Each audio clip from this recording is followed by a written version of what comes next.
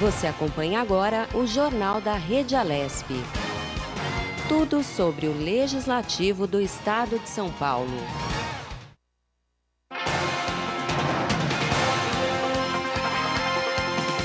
Olá, bom dia! Hoje é quinta-feira, dia 4 de junho de 2020. Eu sou Priscila Silvério. E eu sou Melissa Araújo. Tá começando o Jornal da Rede Alesp.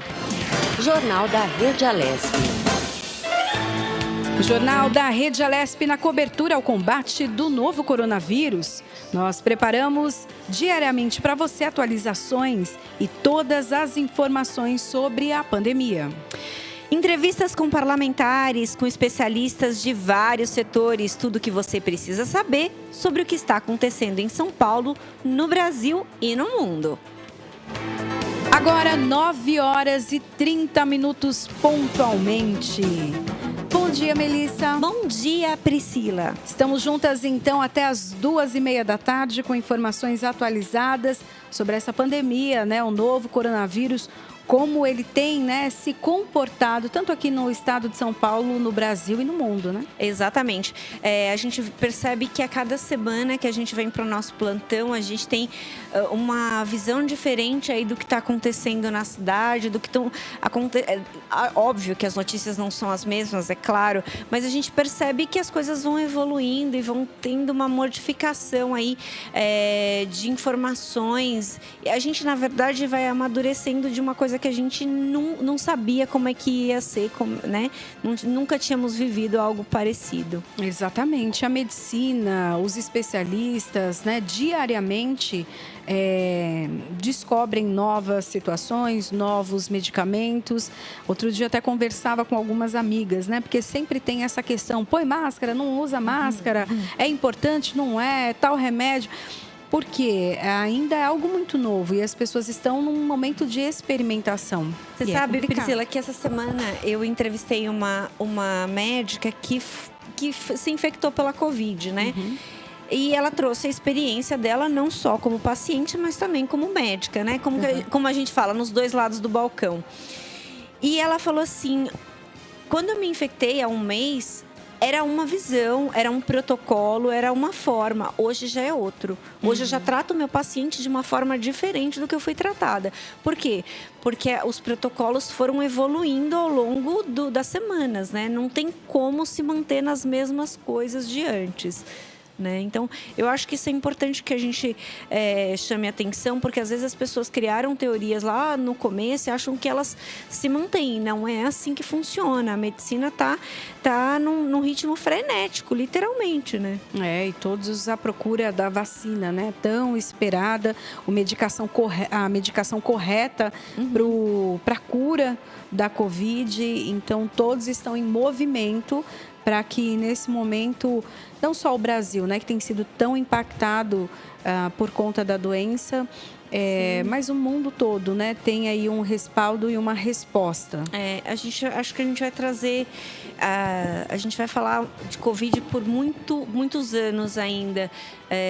Não estou dizendo que a gente vai ter a doença por muitos anos, mas que nós vamos tratar e falar e tentar entender o que aconteceu durante muito tempo. Isso não dá para, sem dúvida, porque a gente foi tomado por um vírus e que, né, virou o mundo de cabeça para baixo, né? Com certeza a gente não tem como a gente seguir sem da mesma forma que era antes. Não tem como.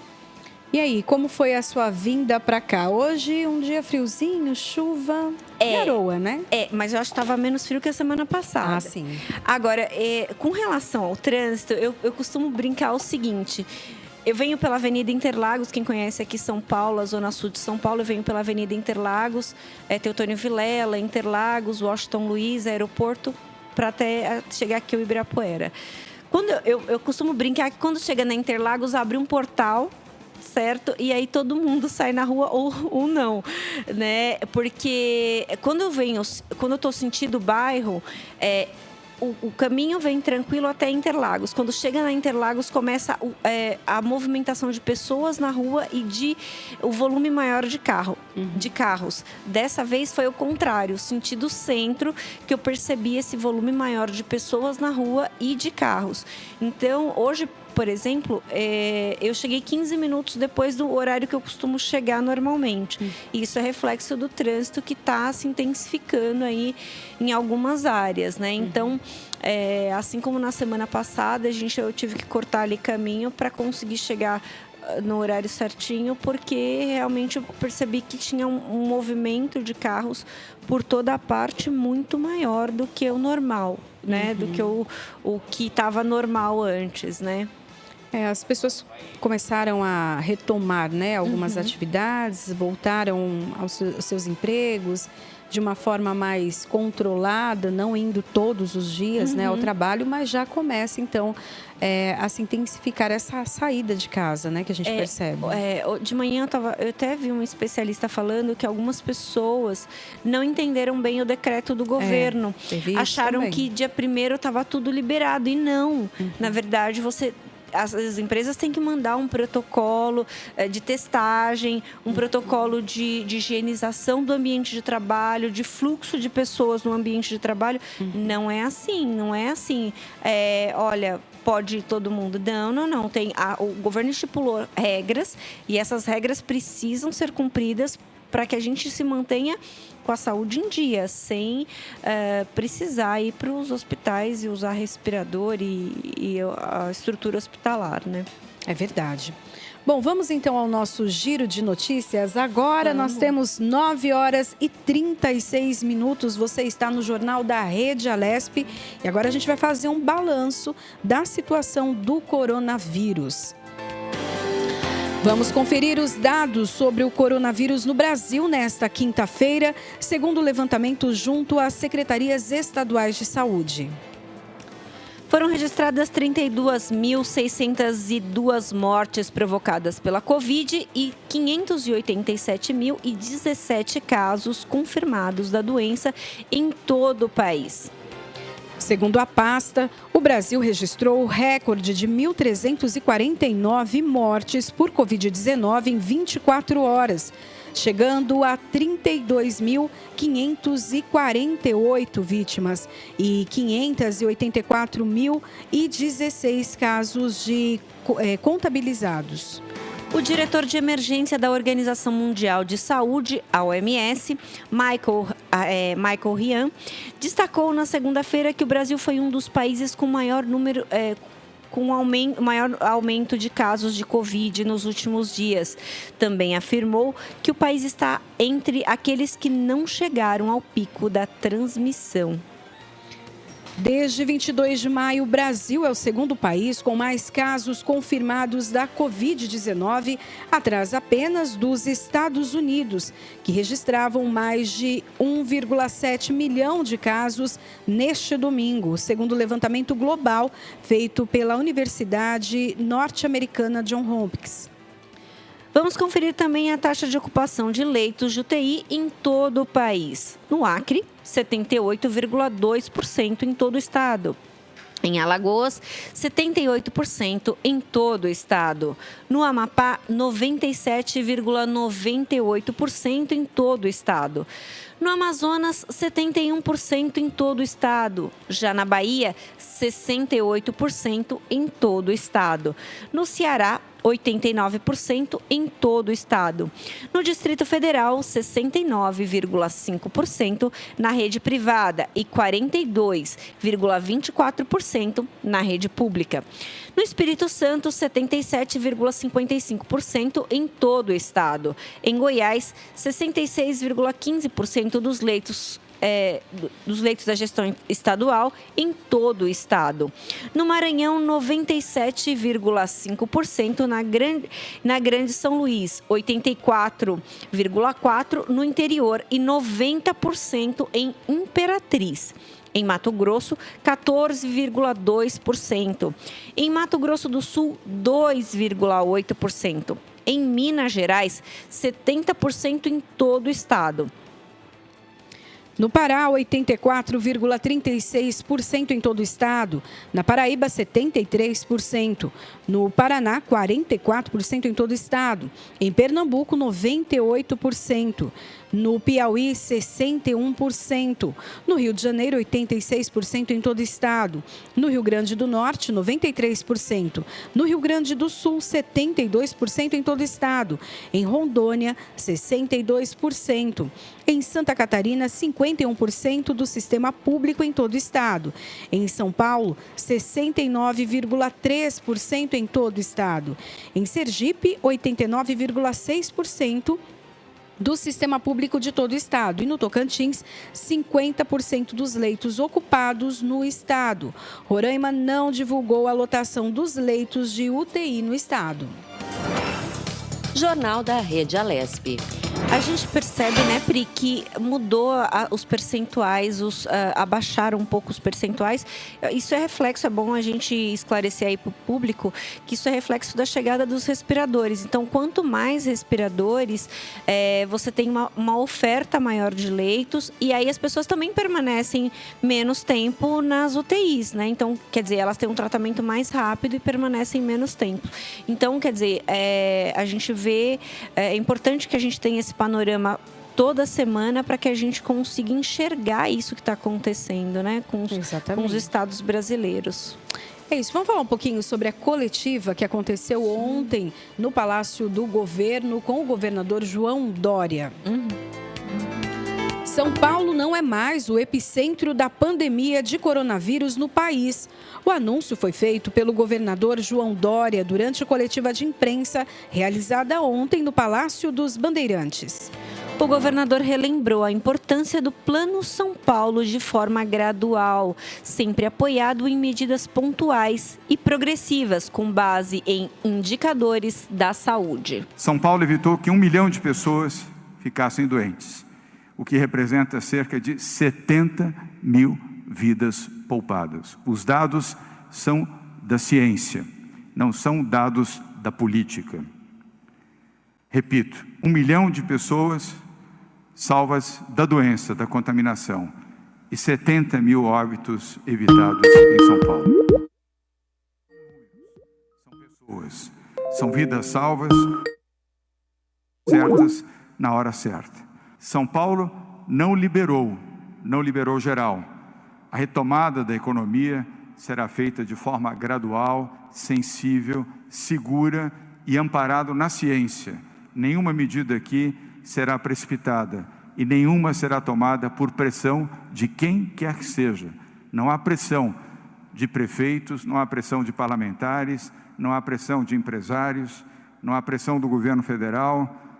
Nenhuma pressão aqui será adotada como princípio para a tomada das nossas decisões. Mais da metade da população do nosso estado continua sob o mesmo padrão de restrições adotadas até agora.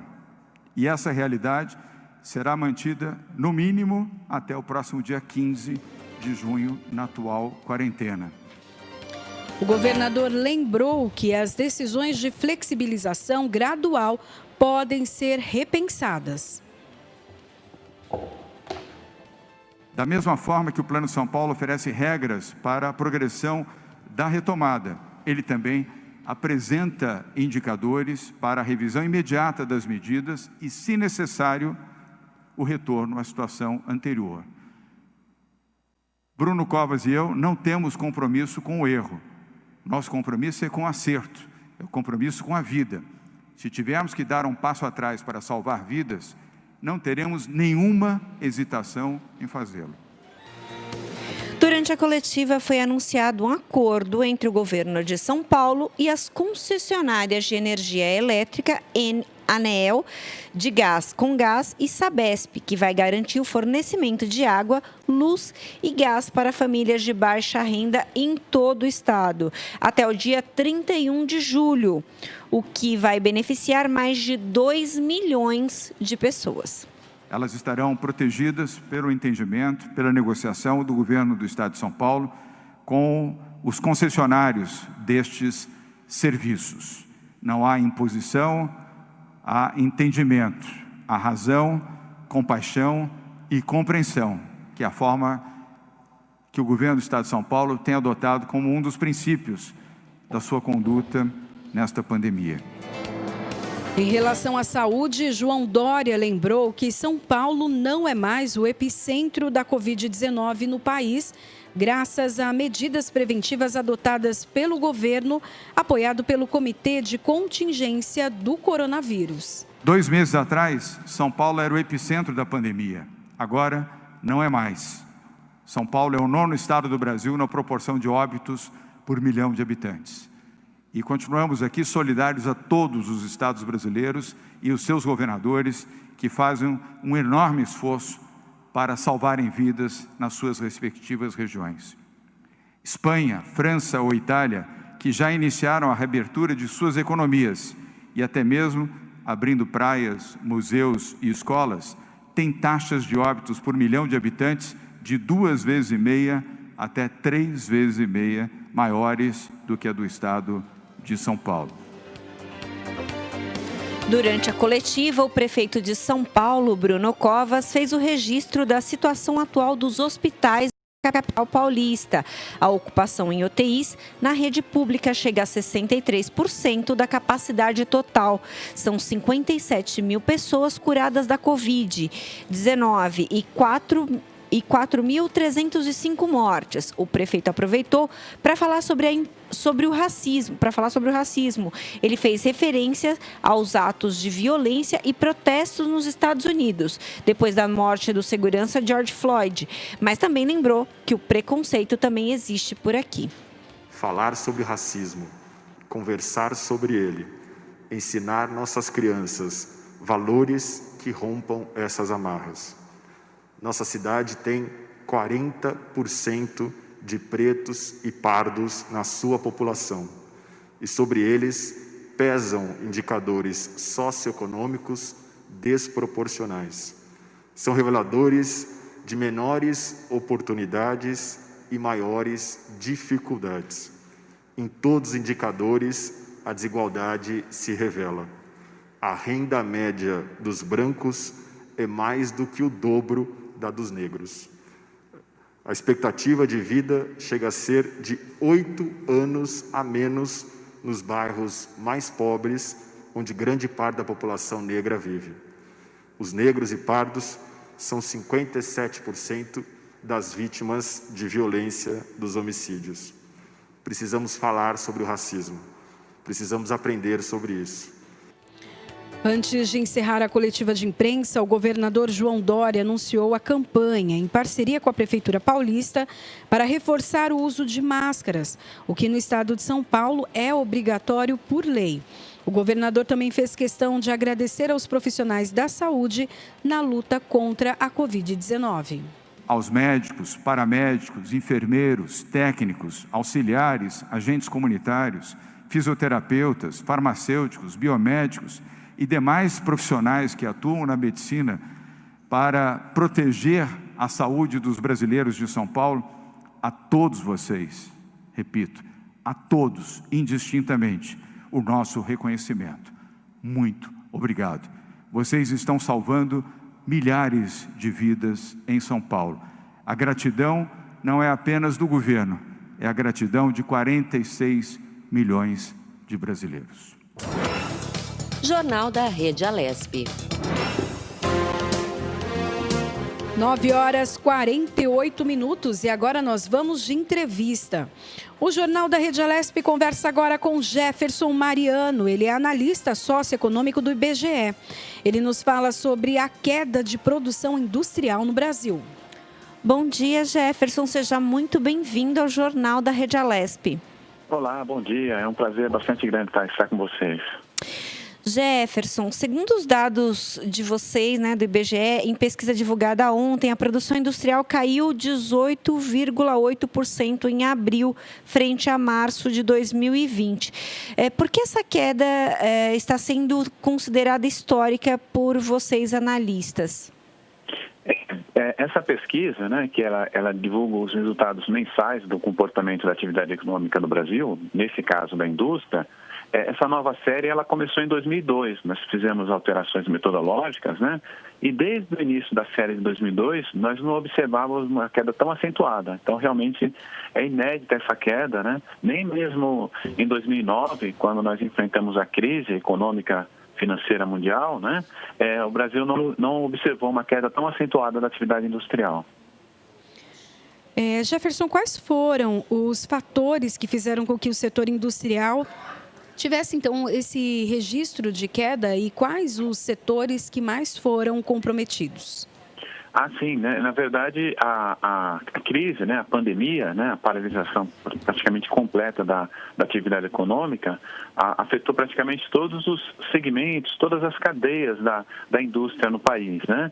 E alguns setores, aqueles setores nos quais a gente tem a produção de itens de maior valor adicionado, né?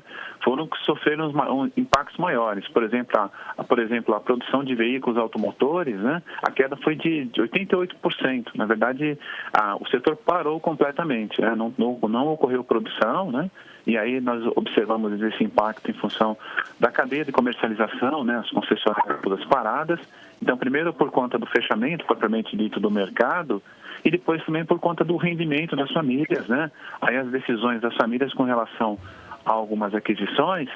E aí, nesse caso, as aquisições de itens de maior valor adicionado ficam para depois. Então, não só automóveis, mas o setor de bens de consumo duráveis também, de máquina de lavar, geladeira, esses itens cujo valor os valores são mais elevados, né?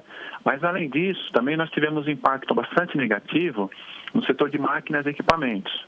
E esse comportamento ele é complicado porque a produção de máquinas e equipamentos ela sinaliza o comportamento futuro, né? Na verdade, o interesse das empresas em continuar com o processo de produção, em realizar investimentos. Então, realmente, nesse caso, é um item um pouco preocupante, né?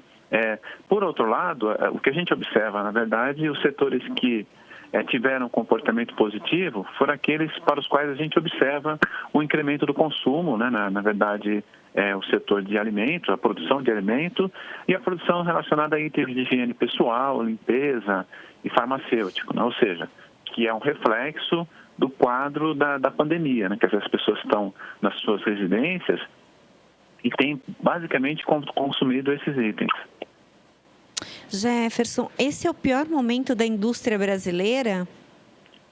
Olha, sem dúvida, pelo que a gente observa, né, pelo quadro, assim, como eu comentei, essa série começa em 2002, né, mas mesmo se nós pegarmos a série anterior, né, anterior a 2002, nós não observamos uma queda tão acentuada. Como eu comentei, em 2009, quando a gente teve uma paralisação da atividade econômica em função da crise financeira mundial, a indústria não caiu tanto, assim, a gente teve uma parada e aí foi muito pontual, na indústria praticamente não cresceu, mas aí foi muito pontual no setor de máquinas e equipamentos. Os outros setores da indústria continuam produzindo porque as pessoas ainda estavam trabalhando, assim, a gente teve um abalo com relação ao desemprego, mas nessa magnitude a gente nunca viu. E tem um elemento importante nessa análise que, por exemplo, quando a gente pega o comportamento da indústria no Brasil e faz uma análise por setores, a indústria automobilística ela sempre tem um papel muito importante. Quando a indústria automobilística cresce, ela puxa todas as demais cadeias, todos os demais setores da indústria acabam crescendo. E aí, quando ela tem uma queda, um comportamento negativo, o mesmo ocorre. Agora, nesse caso, foi muito intenso, né? Foi muito intenso mesmo, né? E, assim, praticamente uma paralisação, é algo que a gente nunca viu, né? E realmente é até difícil. Quando a gente começa a olhar para esses números, a gente até tem a impressão de que está trabalhando com informações equivocadas, né? Tamanho o grau de intensidade negativo, né? Agora, o que acontece? Realmente é inédito e quando a gente tem uma situação como essa, há um tempo de recuperação relativamente lento, né? Porque pouco a pouco a atividade econômica volta, né? Nós estamos nas expectativas em torno do retorno da atividade econômica, né? Primeiro a questão do combate à pandemia, obviamente, né?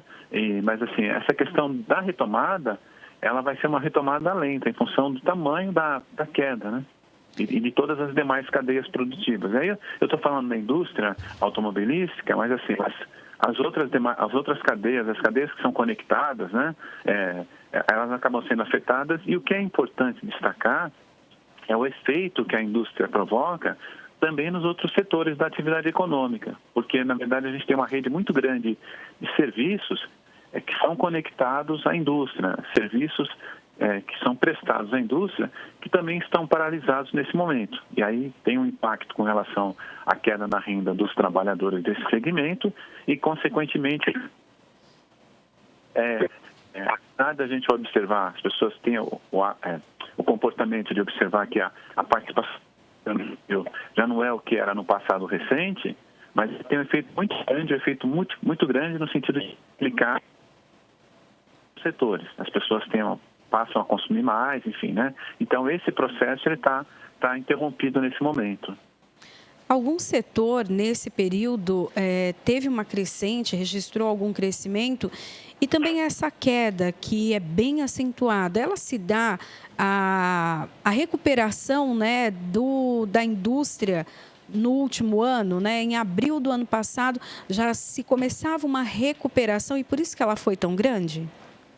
A gente tem esse comportamento com relação aos setores, né? Então, por exemplo, o confinamento, né? O fato das pessoas ficarem isoladas, isso afetou o comportamento do consumo das famílias, né? Então, na verdade, no orçamento há um provisionamento de recursos, né? Pensando numa situação adversa futura, e aí as compras todas ficam canalizadas para itens de menor valor adicionado. Então, os itens com preços mais baixos, por exemplo, a queda foi menos intensa, né?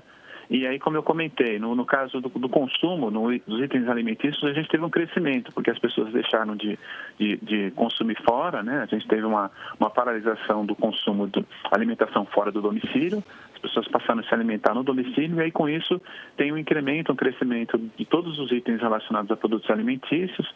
A gente até teve umas situações inusitadas no início, né? Teve a crise lá do papel higiênico, né? Então esses itens, a indústria que produz esses itens, ela apresentou crescimento, né? Então toda a cadeia relacionada a produtos de limpeza e higiene pessoal, eles apresentaram crescimento, né? Ou seja, perfumaria, sabão, né? Papel higiênico, como eu falei, né? Apresentaram crescimento. E a questão da indústria farmacêutica, porque a gente teve um grande crescimento também da procura de toda a gama de remédio. Então, isso aumentou, né? Agora, os outros setores não. Agora, o que acontece? Havia realmente uma expectativa de crescimento. A indústria vinha se recuperando, evidentemente de modo lento ainda, né? A gente tinha um comportamento lento de recuperação. Então, na comparação anual, realmente o fato de ter esse ensaio de crescimento que ainda gera tímido, faz com que esse quadro fique mais dramático ainda, né? Porque ainda havia dúvidas em relação à capacidade de recuperação da economia em 2019, né? As indústrias ainda estavam resistindo à tomada de decisão com relação aos investimentos, né? E aí realmente essa crise ela paralisa. E a gente tinha sinais da economia, sinais de recuperação, até em função da própria orientação de política econômica. Nós tínhamos aí um processo constante de queda da taxa de juros, né? Isso, de uma certa forma, acabava estimulando as indústrias a realizarem investimentos, mas, de fato, a pandemia pode ser o principal fator mesmo que explica essa queda acentuada. No cenário, no médio e longo prazo, o cenário era de expectativa de crescimento para esse ano, né, para o ano de 2019. Jefferson, como vocês avaliam que vai ser a consequência de tudo isso para o bolso do brasileiro? Na verdade, a gente já começa a observar, porque inicialmente, no caso da atividade industrial, como a recuperação tende a ser lenta, né, então o que acontece vai ter um processo de retomada, mas vai depender muito do que vai acontecer com relação à resposta do Brasil em torno ao combate à pandemia. Então já há uma sinalização de uma resposta, de um retorno relativamente tímido. Agora, esse retorno relativamente tímido vai fazer com que a indústria volte com uma capacidade bastante reduzida de produção. Então, pode ter um impacto com relação a demissões, né? Apesar de que alguns grupos econômicos têm estabelecido acordos com o governo para não demitir os trabalhadores, mas assim, a gente tem esse impacto com relação a demissões, propriamente dita, e a gente tem um problema severo que é a queda do rendimento mensal dos trabalhadores no Brasil. Como há um cenário de queda de PIB de em torno de 5% a 6%, aí o mercado trabalha com isso, mas a gente tem que observar as próximas divulgações. O primeiro trimestre já mostrou uma queda que não foi tão intensa, porque pegou um pedacinho só do trimestre, a pandemia. Então, com esse cenário de queda do PIB do Brasil, né, de impacto negativo, vai ter uma queda do rendimento dos trabalhadores, que já de fato está ocorrendo, e aí o consumo desses itens, como eu mencionei, de maior valor adicionado, eles têm um impacto direto. Então, a indústria automobilística, ela vai sofrer bastante para se recuperar, porque a renda das famílias não estará mantida, na verdade, né? E os mecanismos de crédito também estão todos voltados, na verdade, para atender demandas mais pontuais e mais específicas. Então, a gente tem um cenário difícil de recuperação. Aí eu estou comentando da indústria automobilística, mas esse processo ele acaba reverberando para os demais setores. Então, é uma retomada que vai ser lenta, né? Mas além disso, que tende a acontecer apenas no segundo semestre, né? Por exemplo, a gente acabou de divulgar o dado de abril. Quer dizer, o dado de maio vai repetir um quadro, um cenário de negativo, né? E mesmo o quadro de junho, a gente ainda tem essa possibilidade porque a recuperação ainda será bastante lenta. Jefferson, o Brasil já passou por várias crises, né? Vários momentos não tão difíceis como esse, e principalmente porque esse é um cenário internacional. Mas eu queria que você falasse um pouco, pelo que você já acompanha, eu sei que você trabalha no IBGE há muitos anos, que você pudesse falar para a gente dessa expectativa, levando em consideração as outras crises que o Brasil já passou e se recuperou. Não, é verdade. Esse cenário que a gente está vivendo é um cenário inédito, né? Então, desde o início da série, como eu comentei, essa série começa em 2002, mas a gente teve um abalo, na verdade, a gente tem crises sucessivas, né? O Brasil passa por crises sucessivas. 2002, inclusive, foi um momento de crise, a gente teve um processo de fuga de capital, a gente teve uma crise em 2008, 2009, né? A crise financeira e econômica, que também foi bastante acentuada, que teve uma queda na atividade econômica, crise na indústria, e a gente não precisa lembrar também que recentemente, 2015 e 2016, foram momentos muito difíceis para a economia brasileira, com uma retração muito profunda da atividade econômica. Então, naqueles cenários, a gente tinha previsibilidade, tinha a questão do cálculo econômico e uma possibilidade de previsibilidade, né?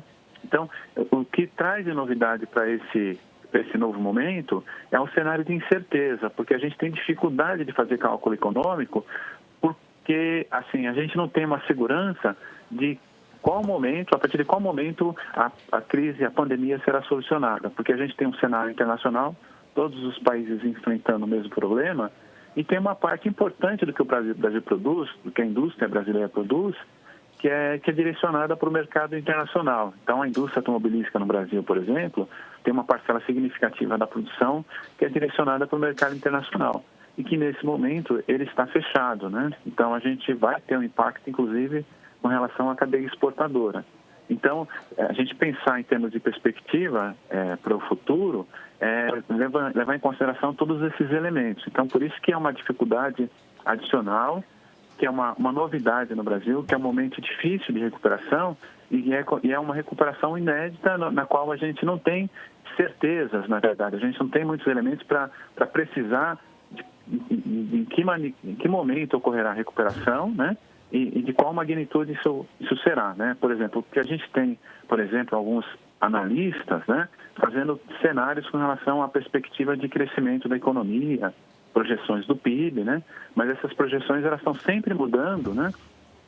Em função de alguns eventos que vêm ocorrendo, especialmente relacionado às dificuldades do combate, né?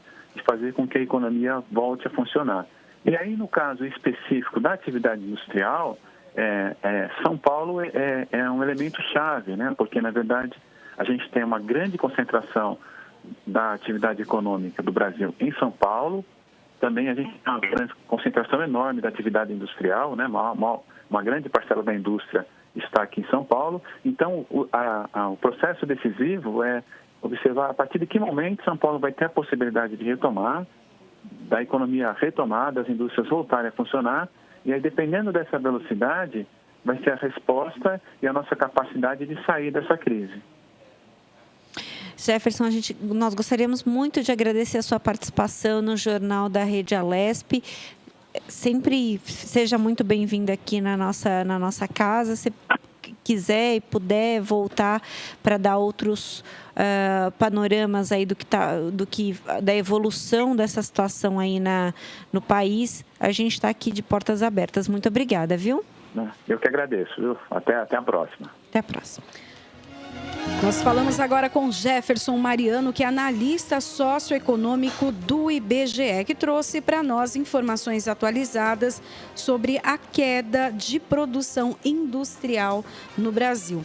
Lembrando que a produção industrial ela é muito importante para o país, né? Principalmente é um termômetro, né? Nos estados, porque ali vai mostrando então a projeção ou regressão, né, da economia. E na verdade é uma reação em cadeia, né? Porque se você tem a produção, você tem as pessoas que são empregadas pela produção e aí essas pessoas consomem, então é um efeito dominó, né? Então, quer dizer, se na indústria não se tem dinheiro, não se está circulando dinheiro, então, quer dizer, as pessoas não vão consumir bens e serviços, então, quer dizer, isso tem um impacto em outros setores considerável, né? Então é importante que a gente tenha esse panorama aí na nossa rota, no nosso norte, para que a gente saiba como está respirando o país, né? E até você falou sobre um termômetro, né, para a economia. E as máquinas, né? Então, o consumo de máquinas, a compra de máquinas, ela indica para o mercado que as empresas estão expandindo, crescendo, investindo ali no maquinário para aumentar a sua produtividade, porque tem demanda, né? Embalagem também, né? Que tem também se a indústria de embalagem ou de máquinas está abaixo, também é um fator que demonstra aí que não tem fôlego, né? Está com fôlego mais devagarzinho aí para a economia. Mas vamos sempre ser otimistas, né? Exatamente, porque até ontem eu conversei aqui no link, né, com o Guga e a Carol, e eu trouxe essas informações, né, sobre a indústria. E o que eu disse para eles até, os números, eles são duros, eles são concretos, mas a gente tem outras ferramentas para acreditar que as coisas podem melhorar e principalmente a criatividade, a força de vontade do brasileiro, né? Que nunca desiste. Isso não dá para duvidar. O brasileiro tem uma capacidade de se reinventar que é uma coisa que é fenomenal. É o que eu estava comentando aqui até antes de entrar no ar. Quando a gente começou a pandemia, a gente... Lá na minha casa, a minha mãe trabalha perto de casa. Então, quando ela está indo para casa, ela passa na padaria, compra pão, porque é o caminho, né? Quem está mais no caminho. E a gente toma o café da tarde, ou café da manhã, enfim. Mas, na verdade, o café da tarde, porque é o horário que ela está vindo do trabalho. E a gente, quando começou a pandemia, ela não pode mais sair, porque é do grupo de risco. A gente falou assim, agora? Aí a gente, nos primeiros dias, compramos tudo que você pode fazer o seu café em casa, certo? Tapioca, cuscuz, tudo que você pudesse fazer o café em casa. Só que uma hora isso enjoa, né? Então, e o pão faz muita falta. Daí a pouco apareceu uma moça que veio vender pão de porta em porta, pães deliciosos. Então, todos os dias, por volta de 5 horas da tarde, ela passa na rua com a motinho dela, buzinando, e aí os vizinhos vão saindo e comprando o pão dela. Quer dizer, a gente está ajudando ela está ajudando todas as pessoas que não podem e não devem sair de casa. Então, quer dizer, você acha da dificuldade uma forma de sobrevivência. Né? Exatamente. Bom, nós temos agora, então, 10 horas e 9 minutos. 10 horas e 9 minutos. Nós vamos, então, de entrevista? Vamos. Vamos de entrevista, então. Nós temos aqui, então, conosco, no Jornal da Rede Alesp, Tatiana Soares, e sim, ela é secretária adjunta de urbanismo da cidade litorânea de Caraguatatuba. Ela nos fala sobre a coleta seletiva que gera renda no município. Bom dia, secretária. Seja muito bem-vinda ao Jornal da Rede Alesp. Obrigada. Bom dia, Priscila. Bom dia, Melissa. Secretária, Caraguá vem fazendo um trabalho importante com a coleta seletiva, que é um serviço essencial. Essa ação vem ajudando a renda de famílias na cidade. É isso mesmo? A senhora pode falar um pouco sobre essa questão? É isso mesmo. A partir de 2017, nós fizemos uma reestruturação muito grande na coleta seletiva do município. Antigamente, as próprias cooperativas é que saíam de porta em porta, pegando material, tinham muita dificuldade nessa logística e eram poucos cooperados para poder atender porta a porta e conseguir trabalhar com o material dentro da cooperativa, segregar, enfardar, comercializar. E a partir de 2017, visando uma reestruturação nas cooperativas, né, entendendo que apesar do modelo de cooperativa, eles também têm personalidade jurídica e oferem lucro, nós entendemos as forças e fraquezas, identificamos que a principal fraqueza deles seria sair de porta em porta para coletar esse material, dificuldade com logística, caminhão pequeno, e a partir daí a prefeitura conseguiu auxiliar as duas cooperativas que nós temos aqui no município, fornecendo caminhões para fazer a coleta com itinerários, roteiros definidos e, consequentemente, aumentou muito a quantidade de material para os cooperados trabalharem. Então, com isso, acabou gerando mais renda para eles, né? Foi uma reestruturação, assim, deles como empresa, como personalidade jurídica, e antigamente eles não conseguiam atingir nenhum salário mínimo por cooperado por mês, mais ou menos, e hoje já está gerando renda para cada um em torno de 2 salários mínimos. Secretária, quantas cooperativas tem, então, na cidade? Eu queria que a senhora falasse do impacto, não só para eles, né, tem um rendimento, como a senhora comentou agora, mas para a cidade na questão da limpeza e para evitar outras doenças como a dengue, por exemplo. Perfeito. Nós temos 2 cooperativas aqui que prestam esse serviço, né, para o município. Uma localizada na região norte, outra na região sul, são bem distribuídas. E as duas são bem divididas, recebem esse material para poder fazer. E também tem o trabalho deles e nosso, como prefeitura, de divulgação para os munícipes para participarem desse programa. Né? Não adianta somente eles saírem de porta a porta, nós saímos de porta a porta coletando, se não tiver o material no dia certo e na data certa. Consequentemente, o ganho socioambiental foi muito significativo, ainda longe das metas da Política Nacional de Resíduos Sólidos, porém já estamos nos adequando para que isso aconteça, né? E isso automaticamente, consequentemente, diminui na transmissão de vetores, porque os materiais não ficam acumulados na cidade, consegue-se fazer uma coleta mais eficiente, o material já é mais limpo. E é o nosso trabalho de todo dia, conscientização para que todos participem disso, consequentemente gerando renda para os cooperados. São essas 2 cooperativas que atendem a gente no município. Temos também 3 ecopontos municipais, que, baseado no nosso plano municipal de coleta seletiva, foram identificadas essas necessidades. Só os ecopontos com a leva voluntária, que alguns locais chamam de PEV, outros chamam de ecoponto, mas é um local licenciado para que se leve voluntariamente esses materiais, né? E só esses 3 ecopontos por mês somam aproximadamente 50 toneladas de material que deixa de ir para o transbordo e, consequentemente, para um aterro, ou que deixam também de ficar dispostos na rua esperando que alguém passe lá para limpar. Então, são 50 toneladas de materiais que são reaproveitáveis e da coleta porta a porta, em torno de 160 a 200 toneladas por mês. Esse número a gente ainda não consegue mensurar o impacto que teve na coleta total do município, porque a gente está falando de Caraguatatuba, Litoral Norte, é uma cidade que trabalha com sazonalidade, com turistas, com veranistas, mas a gente consegue mensurar que deixa de subir a serra, né? A gente fala subir a serra porque o aterro mais próximo, licenciado aqui, fica a 60 quilômetros. Então, sobe a serra para ir até Jambeiro, que tem o custo também de disposição desse material, e a gente deixa de enviar de 4 a 6 carretas, que seriam lixo, né? Na verdade, não são, de 4 a 6 carretas por mês para serem lançadas no aterro sanitário. Secretária, a gente sabe que o mundo pós-pandemia vai ser diferente, não tem como não ser. Como que a senhora avalia que será a questão ambiental nesse sentido? A questão ambiental é algo que jamais, daqui para frente, não tem como mais a gente descartar do nosso dia a dia.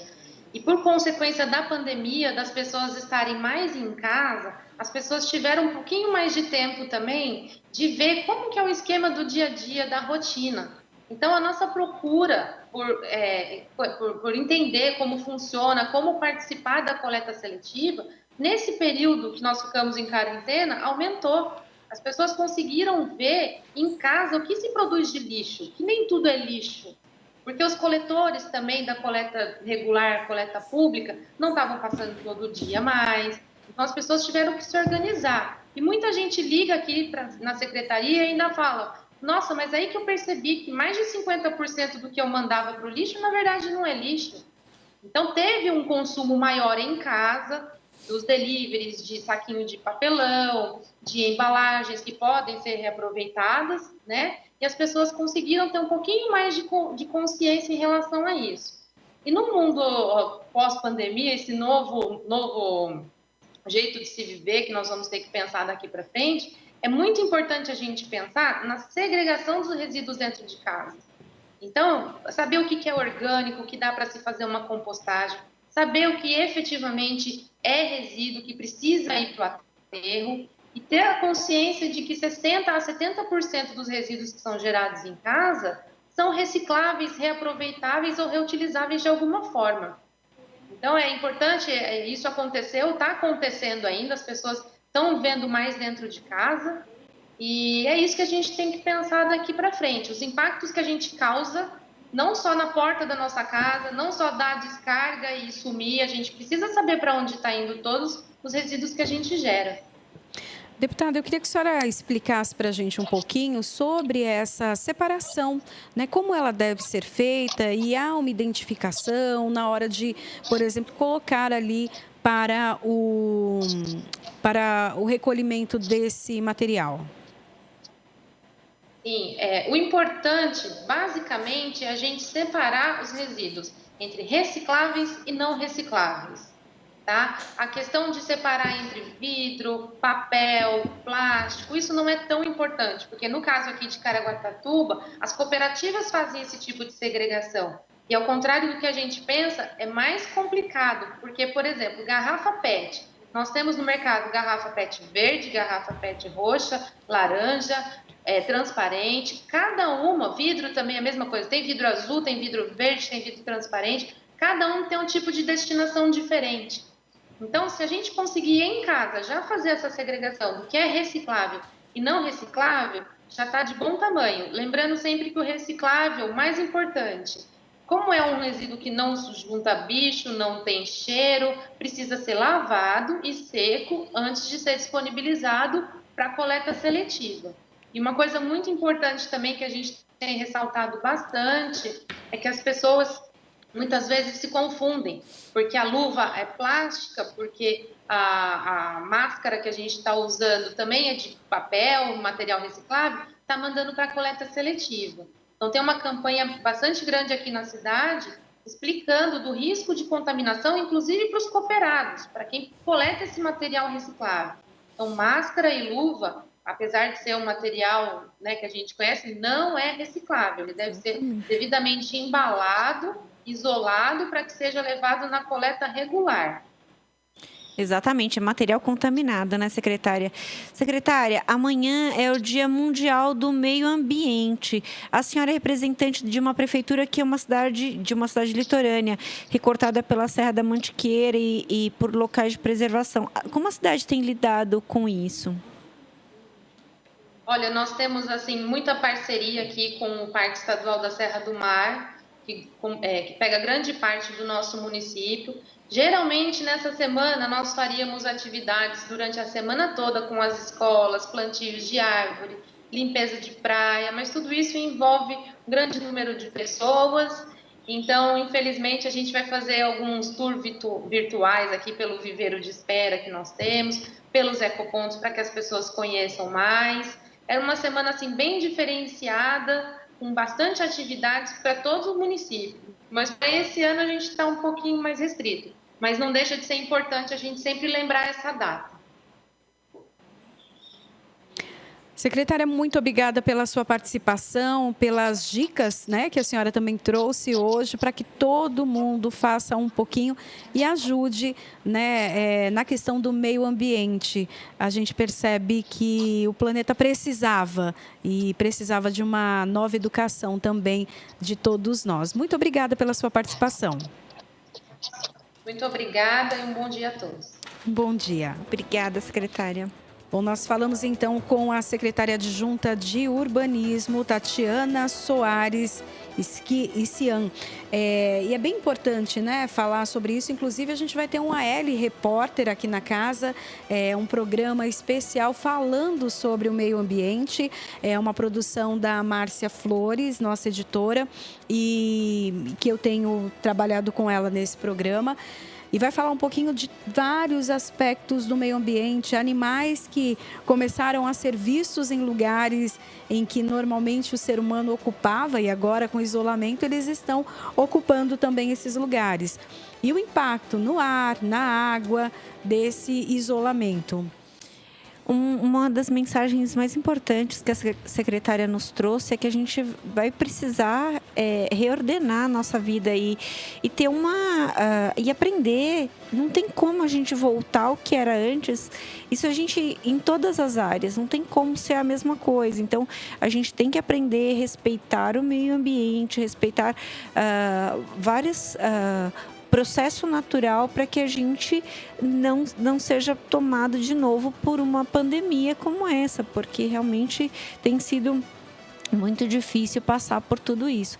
As pessoas falam, mas a gente tem a questão econômica. Então vamos pegar o ensinamento do que está acontecendo, para que a gente não tenha outro impacto econômico, não tenha outro impacto de saúde, não tenha outro impacto na vida de todas as pessoas. Então, se a gente não aprender com a pandemia, a gente pode voltar a ter as mesmas situações, né? Uhum. E até falando na questão da economia, várias empresas e indústrias acabaram se reinventando nesse momento. Então, por exemplo, o setor têxtil era um momento em que muitas vendas não aconteceram por conta disso, mas eles acabaram trabalhando com as máscaras. Então, conseguiram, os EPIs, né, os aventais, conseguiram, então, um impacto um pouco menor, né? A gente vê que indústrias que trabalhavam com outros produtos acabaram produzindo também álcool em gel, produtos para higienização. Então, todo mundo se reinventa, né? Não Exatamente. É fácil. A gente não está falando aqui que está sendo fácil, que é fácil. E que é a mesma forma de bolo para todo mundo. Exatamente. Não tem como ser, né? Porque tem características diferentes. Região, a indústria, tem uma série de fatores aí que tem que ser considerados. Mas o que não pode é se desesperar. Esse momento não é momento de desespero, é momento de sanidade. E outra coisa, as pessoas têm uma força de trabalho muito grande, têm uma força de vontade de sair da situação que a gente não pode negar isso. Então, esse é o momento de pegar toda essa força de trabalho e canalizar para que realmente a gente consiga sair todo mundo junto. Às vezes as pessoas falam assim, mas eu não estou vendendo nada. Então é melhor você vender um pouquinho só, no caso da indústria.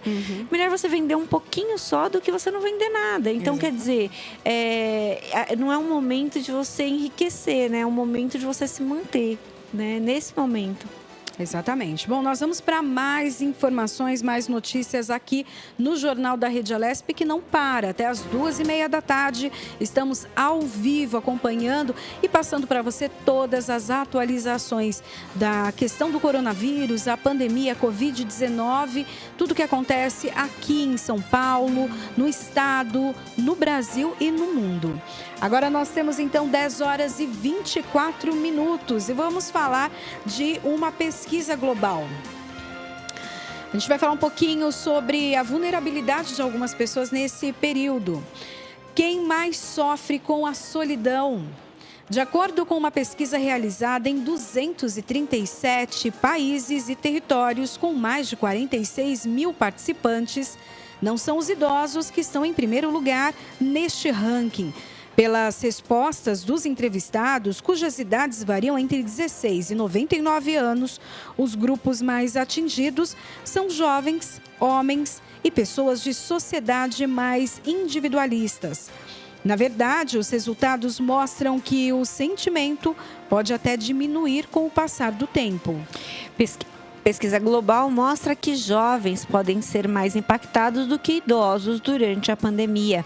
As universidades de Exeter e Manchester e Brunel são parceiras da BBC no trabalho divulgado no fim de maio, que mostra que os mais jovens têm relatos de grande solidão. Ao contrário do que as pessoas tendem a acreditar, este sentimento não é uma prerrogativa dos idosos. Como a solidão deriva de avaliação de que as conexões sociais do indivíduo não são boas como ele gostaria, a leitura passa por diferentes expectativas que variam conforme a idade, explicou a professora Manuela Barreto, da Exeter. Pamela Coulter, de Manchester, afirmou que para homens admitir que estão se sentindo sós pode se transformar num estigma. No cenário da Covid, as pesquisadoras enfatizaram que os jovens precisam de atenção e apoio, porque podem ser bastante afetados pelas mudanças, embora seja verdade que eles dominam a tecnologia. Esta serve como extensão para os seus relacionamentos presenciais e não como um substituto, complementou Manuela Barreto. Já está claro para todos que o impacto da pandemia na saúde mental do planeta tem e terá consequências profundas, como o risco de um aumento superlativo de casos de ansiedade e depressão. Medir a extensão do fenômeno e criar ações para mitigar o problema tornou-se uma necessidade imperiosa. Afinal, a maioria vem enfrentando um enorme grau de incerteza. A rotina que todos conheciam foi substituída pelo medo de ficar doente, perder entes queridos e não ter recursos para sobreviver. Por isso, outra pesquisa global, essa em curso e que reúne outras 3 instituições britânicas, a London School of Economics e a Universidade de Surrey e Nottingham Trent, está ouvindo pessoas acima de 18 anos com o objetivo de ajudar na formulação de políticas públicas. À frente do projeto está Ingfei Elliott, professor da Surrey Business School, e os resultados deverão estar disponíveis até o fim do ano. Estudos anteriores já mostraram que muitos indivíduos desenvolvem respostas negativas, como estresse pós-traumático durante ou pós-eventos severos. Portanto, mesmo depois da pandemia, ainda teremos que lidar com essas questões.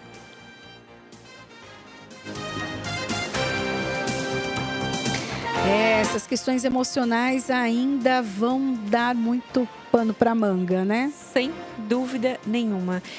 De 10 especialistas que a gente fala, todos falam. A saúde mental vai ter impacto. E a OMS vem alertando sobre isso desde o começo da pandemia. E isso é um fato. A gente tenta manter o equilíbrio, a gente tenta... o isolamento tem um impacto. As mortes perto da gente ou os infectados também têm um impacto.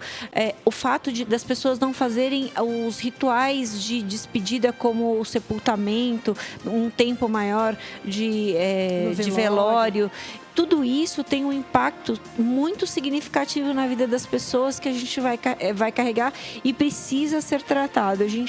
Nós vamos precisar de todo o potencial de saúde mental daqui a pouquinho, quando essa pandemia estiver mais controlada. Isso é fato, né? Isso é totalmente... essa semana, eu comentei aqui que eu entrevistei a doutora Gabriela, que foi infectada por Covid. E ela falou assim, olha, eu sou médica, eu sou cirurgiã, a saúde mental, eu posso dizer, de alguma forma, eu era negligenciada, porque não é o foco de trabalho dela.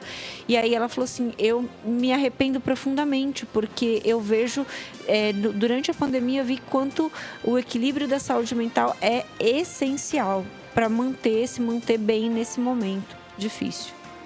É verdade. Bom, e o que os especialistas sempre falam, né? Meditação, oração, leitura, conversas com os amigos, isso acaba ajudando que a pessoa passe esse momento de uma forma mais leve, né? Eu acredito que quem conseguir nesse momento sanidade e equilíbrio vai passar por essa pandemia com menos problemas, né? Menos efeitos negativos. Bom, e agora nós vamos de entrevista, 10 horas e 30 minutos. A gente conversa agora com o Coronel Paulo Augusto Leite Motooka, que é comandante da Polícia Militar Ambiental de São Paulo. Ele nos fala sobre o Dia Mundial do Meio Ambiente. Bom dia, Coronel. Seja muito bem-vindo ao Jornal da Rede Alesp. Bom dia a vocês, bom dia aos ouvintes da Rádio Alesp, que a gente é um prazer muito grande, uma alegria poder estar tendo esse espaço, essa oportunidade com vocês. Coronel, qual que é o papel da Polícia Ambiental dentro da estrutura da Polícia Militar?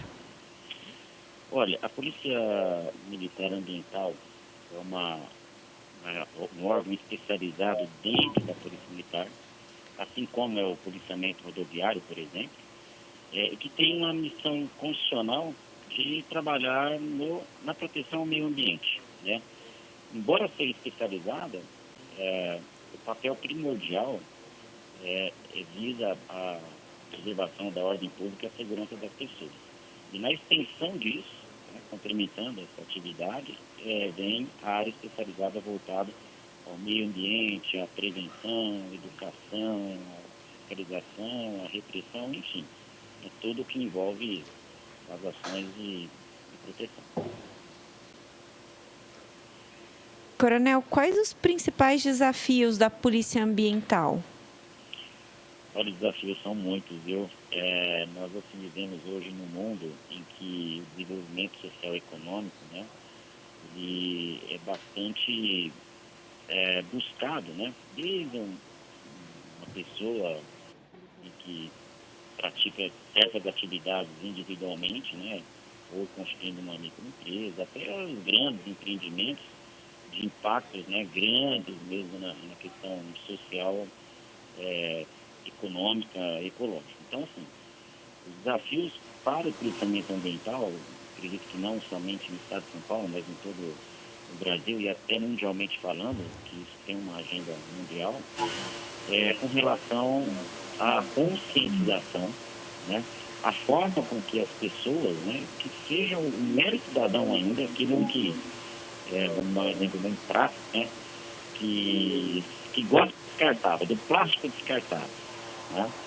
Então são atitudes assim, individuais e de grandes organizações que praticam atos que vão degradando os recursos naturais, a natureza como um todo. O desafio nosso, a primeira conscientização das pessoas, Maria, de uma pessoa a grandes grupos. E no segundo momento, trabalhar fiscalizando e corrigindo aqueles que violam, que abusam, né, dessa questão de desenvolvimento econômico e que acaba agredindo o meio ambiente. O meio ambiente é a casa de todos os seres vivos, né? Seja seres humanos, seja fauna, seja flora, e todos, né, no princípio, né, bem inicial mesmo, deveriam cuidar disso. A partir do momento que não se conscientizam, não cuidam desse meio ambiente onde todos nós sobrevivemos, passa a ser um desafio, né, aos órgãos de fiscalização, aos órgãos de licenciamento, aos governos, né, fazer esse trabalho de redução, de minimização desses impactos que acabam degradando. Para nós, o desafio é cuidar desse planeta para as gerações futuras, né? Contando com todos os cidadãos, todas as pessoas, todo particular, todo empresário, enfim. Esse é um desafio de uma maneira mais macro, que eu diria. Coronel, os balões ainda representam risco à sociedade em São Paulo? Eles provocam incêndios, né? Sim, os balões são algo assim de muita atenção, muita preocupação nossa, tanto pela questão do incêndio, né? E quando a gente tem esse incêndio, a gente visualiza a mata pegando fogo, né? E aí o bombeiro tem que correr para apagar, mas na verdade ali há a morte ali de muitos animais, né? Que mantém o equilíbrio ecológico daquela mata. Há uma poluição do ar muito grande por conta da fumaça que é produzida, enfim, isso no aspecto de queimada. Então, não somente a queimada e o bombeiro apagar, depois tem questão de regenerar, de reflorestar aquela área que foi degradada. Agora, temos o risco do incêndio no perímetro urbano, né, que aí nós podemos atingir residências, pessoas, animais domésticos, animais silvestres, enfim, também é esse prejuízo. E também tem a questão da segurança do tráfego aéreo, né? Existem inúmeros relatos de pilotos, né, que quando vem para aproximação, especialmente aqui na área do aeroporto internacional de Guarulhos, que relatam a presença de balões, e isso de fato tem um comprometimento nessa segurança. E o trabalho é identificar, porque são grupos de pessoas que atuam clandestinamente, criminosamente, né?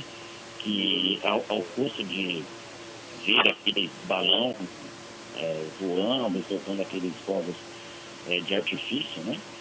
Como se fosse algo de lazer, não comprometida com a questão social, com a segurança social, com o meio ambiente, fazem disso de maneira clandestina, escondida e não pensa, né, nas consequências do reflexo. Então, isso causa muita preocupação. Nós verificamos e monitoramos grupos, né, que levam essa atividade, esse lazer proibido, irregular, nas redes sociais.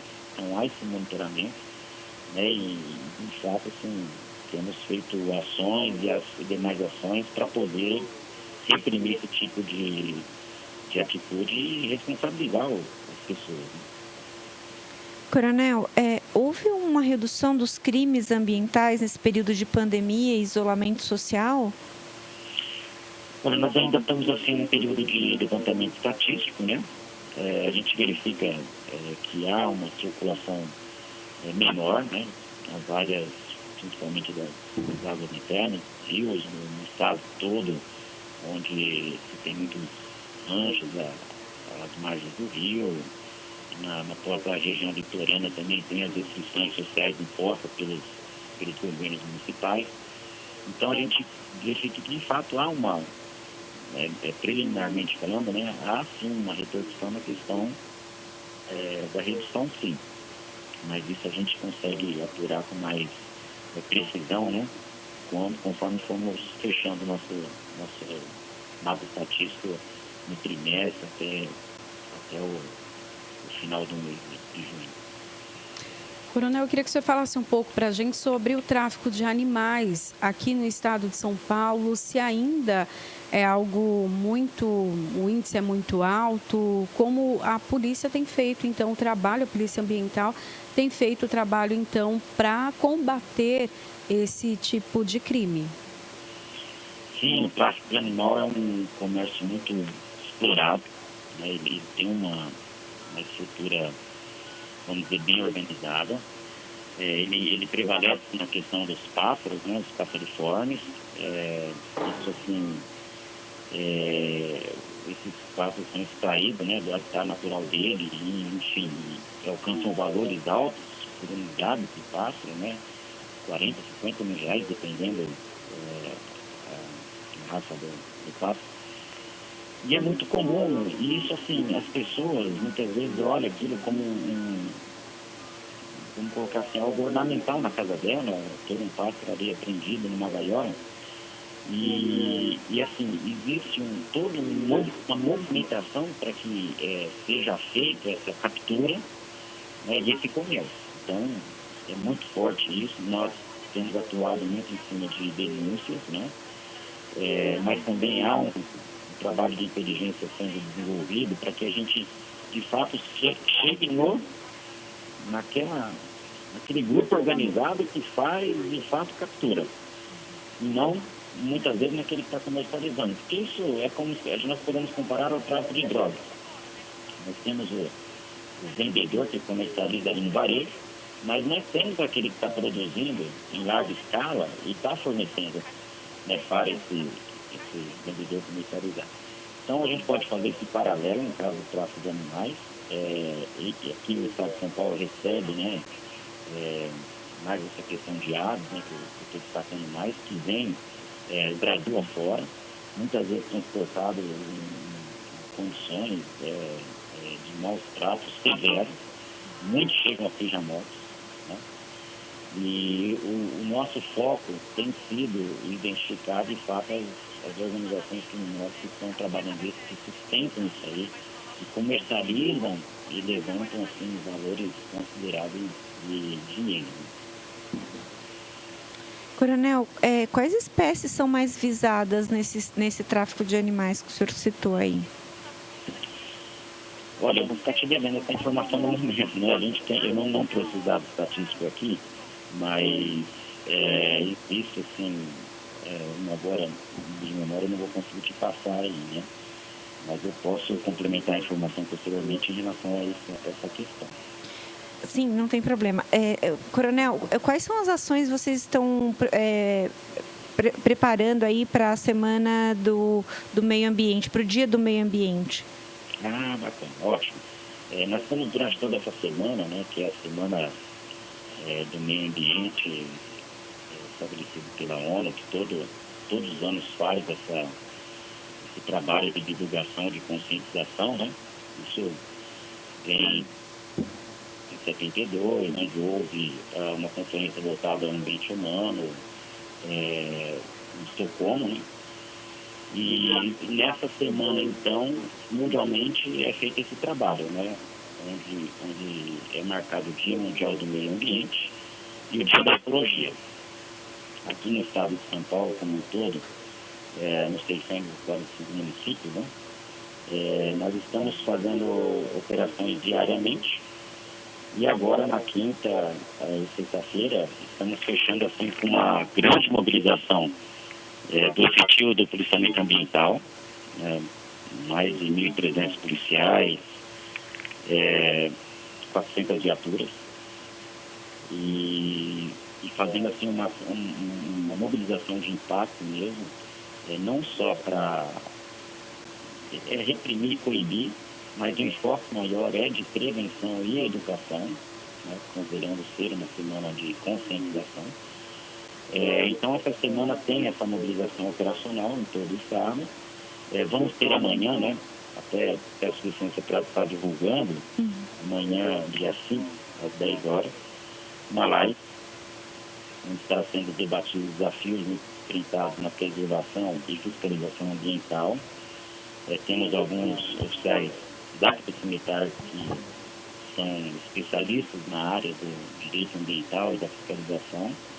E vai estar o jornalista Heródoto Barbeiro, que vai estar participando conosco dessa live, né? Além disso, complementando, considerando que há algumas ações educativas que poderiam ser feitas nas escolas, né, que está prejudicada, diariamente nós estamos colocando alguns banners digital com um texto explicativo a respeito do que a Polícia Militar Ambiental tem feito em termos de indicadores de produção, e mandando uma mensagem, né, a respeito da caça, da pesca, dos balões, junto com esse banner e explicando quais são as problemáticas do impacto ambiental. Essa live vai acontecer no Instagram da Polícia Ambiental, Coronel? Isso, perfeito. No Instagram da Polícia Ambiental. Então amanhã, que horário? Às 10 horas. Às 10 horas da manhã. Ficam todos convidados, né? É um prazer. Ok, muito obrigada então pelas suas informações, Coronel Paulo Augusto Leite Motooka, que é o comandante da Polícia Militar Ambiental de São Paulo. Um bom dia para o senhor. Muito obrigado pela oportunidade. Estamos à disposição da população, do cidadão. Colabore com o nosso trabalho, não só nas atitudes, nos comportamentos, mas também fazendo a denúncia anonimamente. Isso já é uma contribuição significativa para o cidadão, para o meio ambiente. Muito obrigado. Comandante, para fazer a denúncia, como faz essa denúncia anônima?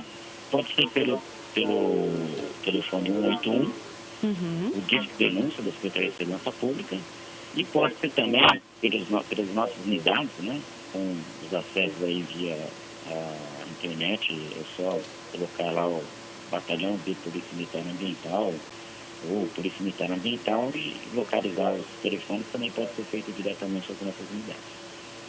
Ok, muito obrigada pelas informações e um bom dia. Bom dia, bom trabalho para você. Obrigada, para o senhor também. Então, lembrando aqui, 181, denúncia, né? Diz que denúncia, então, para essas questões, crimes ambientais, né? E fazia muito tempo que eu não via balão. E nesse isolamento, hoje é quinta, eu acho que no sábado, eu vi um balão e, inclusive, ele estava caindo próximo ali a prédios. Muito perigoso. O que o coronel destacou aí é muito importante, porque pode causar um incêndio aí numa floresta, pode causar um problema com uma aeronave, queimar uma residência. Então, quer dizer, soltar balão é crime. É crime mesmo, gente. Não pode. E fora rede de alta tensão, a consequência de soltar balão é muito grande, né? Então, é melhor que você não faça. Procure outros meios aí de se divertir nesse momento de isolamento social, porque balão não é legal. 10 horas 46 minutos. Vamos de notícia? Vamos de notícia. Então vamos lá. A Prefeitura de Assis, interior paulista, publicou o decreto permitindo a reabertura de comércios e outras atividades com a volta do atendimento público. A cidade, pelo Plano São Paulo, está na fase 2, que é a de controle. Porém, no decreto municipal, foi decidida a reabertura de outros comércios que estão nas fases seguintes do plano. A cidade liberou o consumo dentro de padarias, lanchonetes, restaurantes e bares, que seria permitido apenas na fase 3. Outra permissão nesse decreto é a reabertura de academias, que seria apenas na fase 4, mesmo com as medidas de higiene e afastamento social sendo aplicadas.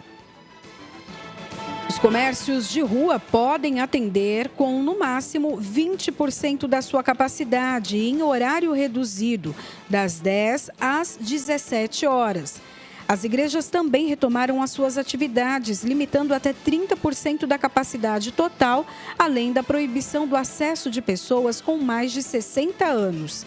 Quem não cumprir pode receber uma advertência ou uma multa, que varia de R$ 256 a R$ 276 mil.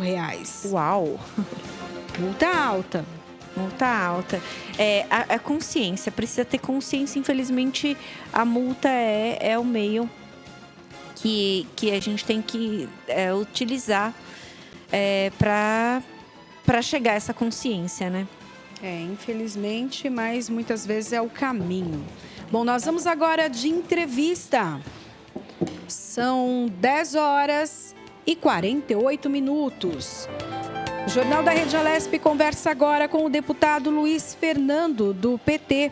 Ele nos fala sobre as medidas do governo estadual de reabertura gradual da economia. Bom dia, deputado. Seja muito bem-vindo ao Jornal da Rede Alesp. Tivemos aí um probleminha de comunicação, né, de conexão, mas daqui a pouquinho a gente já refaz essa ligação. Enquanto isso, vamos falar um pouquinho do metrô? Vamos. Os passageiros do metrô de São Paulo passaram a contar com alças pega-mão para auxiliar na melhor distribuição no interior das composições. O objetivo da empresa é aumentar o conforto e a segurança nas viagens. Cada trem agora conta com 332 alças feitas com material de PVC, poliamida e poliéster, que garantem durabilidade e resistência durante o uso. Inicialmente, 5 trens da linha 1 azul contarão com os pega-mãos. Esse equipamento permite que as pessoas de menor estatura possam fazer a viagem com mais segurança em qualquer região do trem, melhorando também as condições de embarque e desembarque por evitar a concentração na região das portas, onde estão localizadas as barras verticais mais acessíveis a elas. As alças também têm a mesma cor das linhas em que os trens circulam, azul, verde, vermelha e prata. E a instalação será feita gradativamente até a metade de junho. Serão 29 trens da linha 1 azul com este item. E a expectativa é concluir a colocação em toda a frota do metrô em agosto. Bacana, né? Precisa mesmo, né? Eu ando muito de metrô, só nesse período mesmo de quarentena, que eu acabo utilizando o carro, mas utilizo muito o metrô e faz falta. Eu tenho 1,61, então eu preciso, né, de um apoio, uma ajuda para me segurar no metrô. Às vezes a gente fica na pontinha do dedo lá, fazendo assim, porque realmente é difícil. A gente que é menorzinha tem uma certa dificuldade, e se tá cheio... e se está cheio ali o transporte, fica mais difícil ainda você conseguir alcançar. Então, quer dizer, esse não é o momento para o transporte estar cheio, mas a gente sabe que isso é inevitável. Então, se a gente puder ter medidas aí do poder público para nos ajudar, é uma ótima, né? E que esses pegadores fiquem depois, porque a gente realmente precisa deles. Exatamente o que eu ia falar. Algumas medidas que estão sendo adotadas agora, num regime emergencial e por conta da pandemia, vão beneficiar toda a população no pós-pandemia, né? Eu acho que vários hospitais foram equipados, várias UPAs, hospitais em regiões que estavam ali com uma demora para serem entregues, já foram entregues. Então, eu acredito que o pós-pandemia nós vamos ter pelo menos esses recursos, né, que foram utilizados na emergência, mas para atender a população. Exatamente. E eu acho que vai ficar também os hábitos, os nossos, né? Porque eu nunca mais vou conseguir olhar para uma fruta e não lavar ela antes. Eu nunca mais vou conseguir receber uma caixa do correio e não borrifar álcool e deixar lá um tempão até abrir. Então, assim, eu acho que a gente vai ficar com os hábitos, sim, que são importantes para a nossa vida. E a gente, na verdade, as bactérias sempre estiveram aí. Sim. Sempre estiveram. Mas acho que a gente adotou protocolos aí mais rígidos e a gente não vai fazer mal manter os protocolos rígidos, né? Exatamente.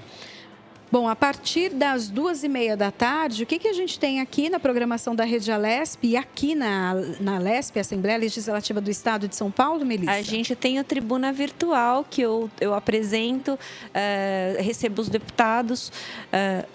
Recebo os deputados aí para que a gente possa conversar um pouquinho sobre o que eles estão fazendo no mandato, né? Mas, na verdade, eu só conduzo ali para que eles possam falar o que está acontecendo no dia a dia dos parlamentares no mandato.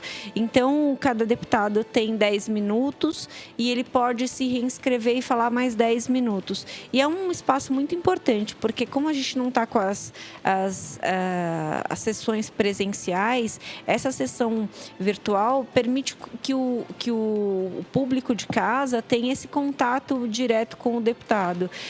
A gente não tem como, por exemplo, o deputado acompanhar as redes sociais em tempo real enquanto a gente está transmitindo, mas ele sempre dá um feedback disso, né? Olha, fui procurado nas redes sociais sobre o pronunciamento que eu fiz ontem e tal. Então, essa interação é muito importante para os parlamentares e para a dinâmica do programa também. É isso aí. Bom, agora nós vamos de entrevista.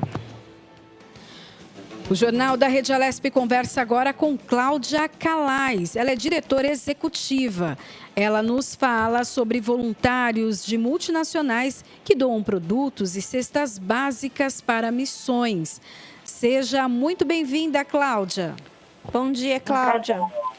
Bom dia, é um prazer estar falando com vocês. Cláudia, com esse período de pandemia, vocês têm programado ações para auxílios em comunidades impactadas e como são escolhidas, então, essas instituições, esses espaços e grupos?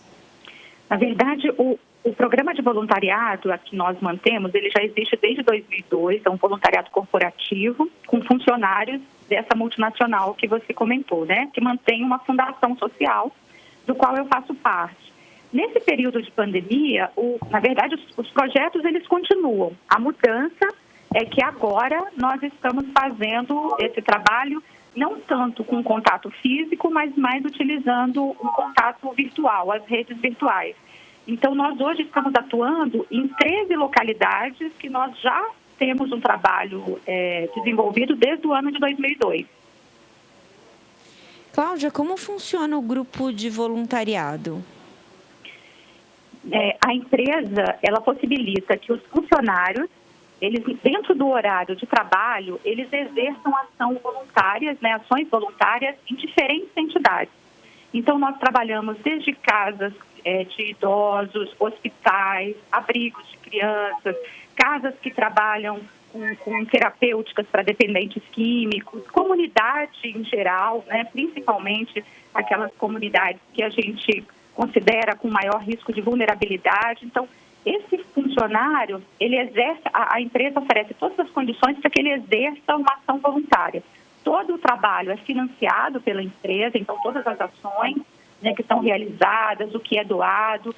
E o mais importante desse voluntariado, desse trabalho, é que além da doação, além da ação, vamos dizer assim, material, tem todo um trabalho de acompanhamento, de estar...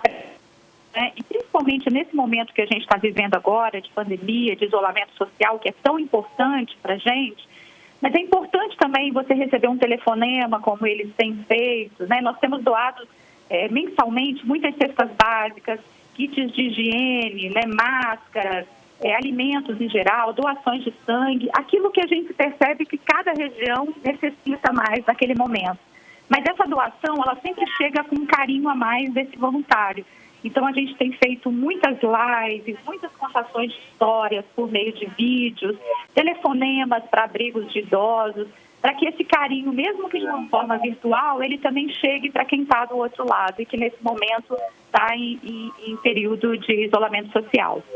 Cláudia, quando esse trabalho começou e ele agora se intensificou na pandemia? Na verdade, ele é um trabalho que acontece anualmente, né? A gente trabalha por campanhas anuais, ele existe desde 2002, como eu coloquei. O que nós temos de diferente nesse momento não é que ele se intensificou. A gente faz uma média de 270 ações por ano, trabalhando com 48 diferentes instituições em 13 localidades do país. Só para vocês terem uma ideia, por ano a gente investe em torno de 4.780 horas de ações voluntárias, né, contando nessas 13 localidades. Então, ele é um programa bem intenso.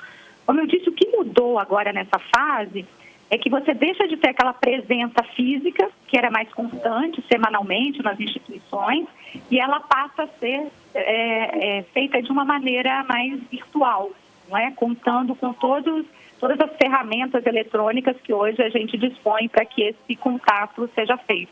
mas a ação ela tem sido intensa, vamos dizer assim, na mesma proporcionalidade.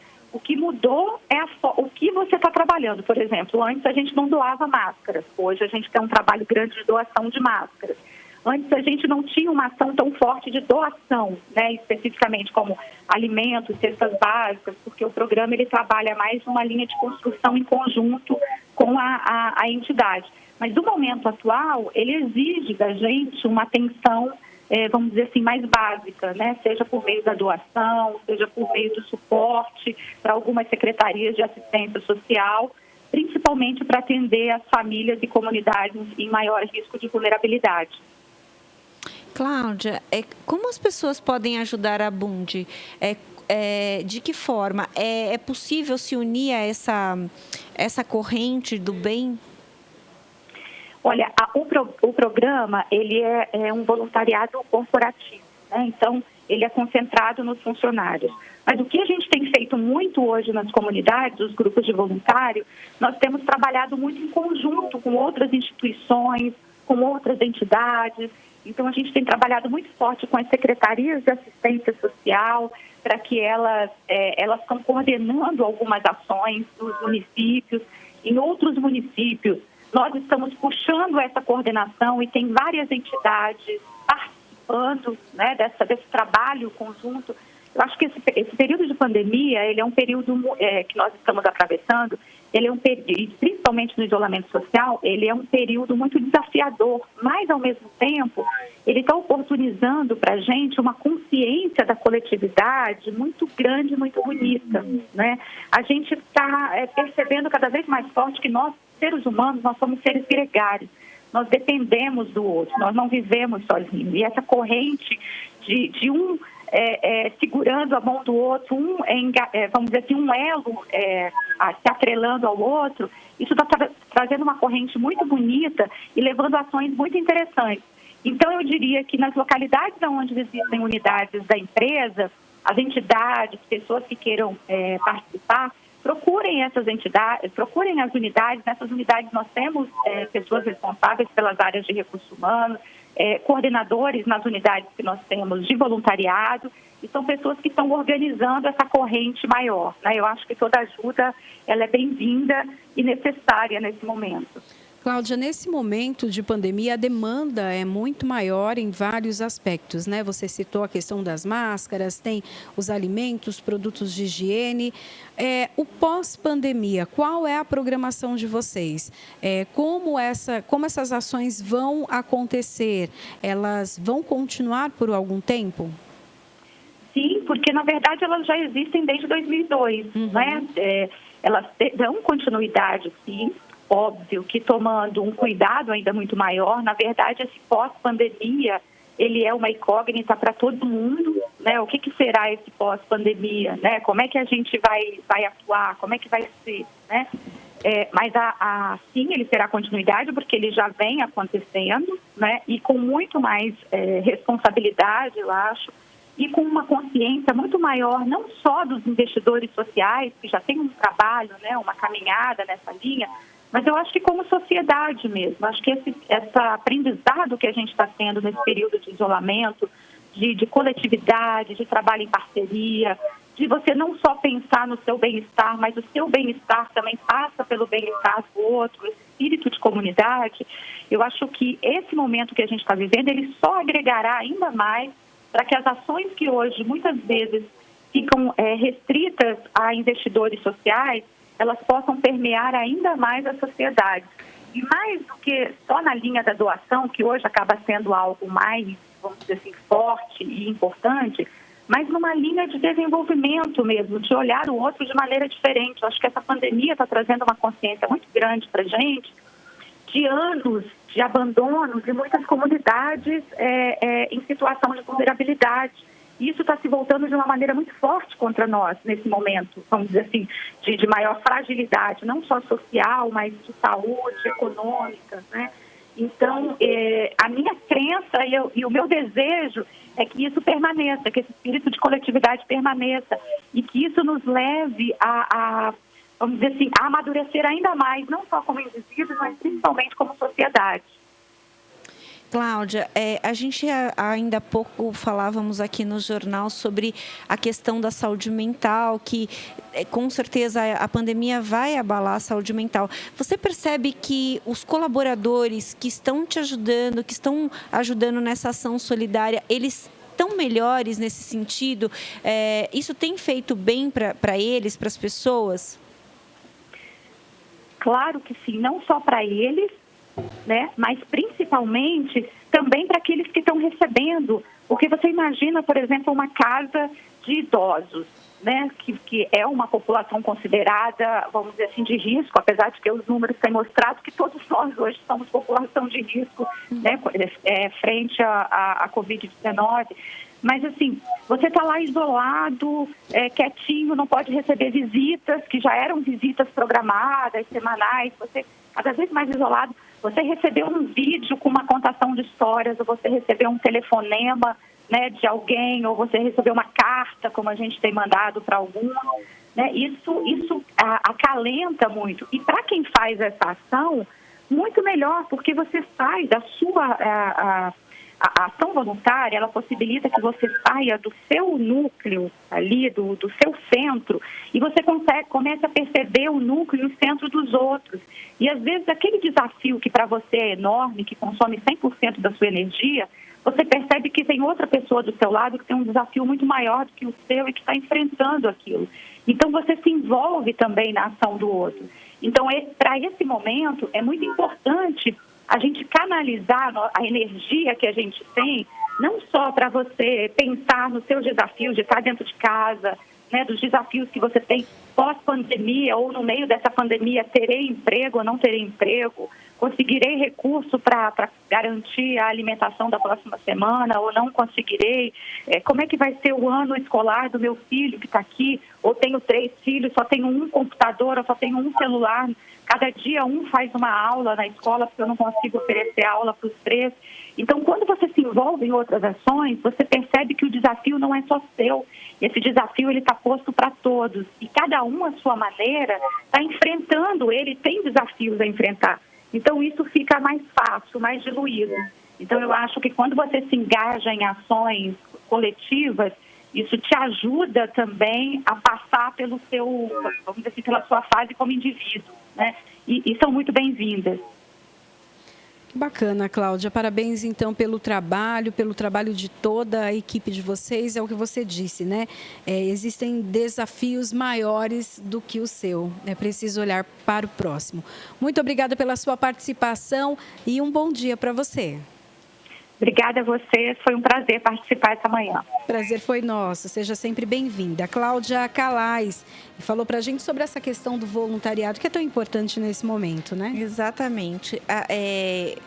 A gente vê as ações se proliferando. No começo, a gente teve uma queda aí do número de doações, até porque as pessoas estavam com medo de se contaminar, né? Mas você percebe que aos poucos as pessoas estão voltando a doar e aí as ONGs que são mais organizadas estão fazendo toda essa doação com segurança. Sim. E tem sido muito legal, assim, muito bonito de ver. Essa semana eu entrevistei o Thiago Ávila Brasil, que ele, além de cestas básicas, ele doa outros alimentos. Então, são cestas agroecológicas. É muito legal. Sociedade do Bem Viver chama. Eles já doaram em 14 estados e eles querem chegar em todos os estados. Eles pretendem chegar até o final do ano. Eu particularmente fiquei muito emocionada com o depoimento, porque a gente percebe que quando a sementinha vai brotando e é muito legal isso. E assim, desculpa, Pri, às vezes as pessoas acham que você precisa doar grandes quantias. Ele falou, não, o seu pacote de macarrão faz muita diferença para uma família que está precisando comer. Exatamente. Né? Não é a quantidade, é a qualidade, é o seu amor, né? Sim. E a gente consegue ver também que aquele que doa, aquele que ajuda, aquele que entrega, sempre tem mais, né? Não fica sem receber e Deus não fica devendo nada para ninguém, né? É verdade. 11h08. Vamos de notícia? Vamos de notícia. Então vamos lá. A gente vai falar agora um pouquinho sobre o Tribuna Virtual, né? Apresentado daqui a pouquinho às 2h30 da tarde pela Melissa Araújo. Então, como ela mesma já adiantou para nós, né? Os deputados têm ali um tempo para falar. E a gente vai falar um pouquinho do que os deputados já participaram nesta semana. Parlamentares abordam questões nacionais em tribuna virtual da Assembleia Legislativa do Estado. O deputado Carlos Gianazzi, do PSOL, discordou da lei complementar aprovada a nível federal, que, entre outras medidas, proíbe reajuste nos salários dos servidores e a criação de cargos que aumentem as despesas públicas até dezembro de 2021. É um absurdo essa lei, ataque frontal aos servidores públicos do Brasil que estão segurando a onda na pandemia, os nossos servidores que estão na ponta, atendendo a população, né, e ganharam de presente um congelamento de salários. O presidente Bolsonaro deveria, ao invés de atacar mais uma vez os trabalhadores e as trabalhadoras, deveria taxar as grandes fortunas, deveria fazer esse movimento apresentando um projeto para o Congresso Nacional que teria nosso apoio, taxando as grandes fortunas, taxando lucros e dividendos.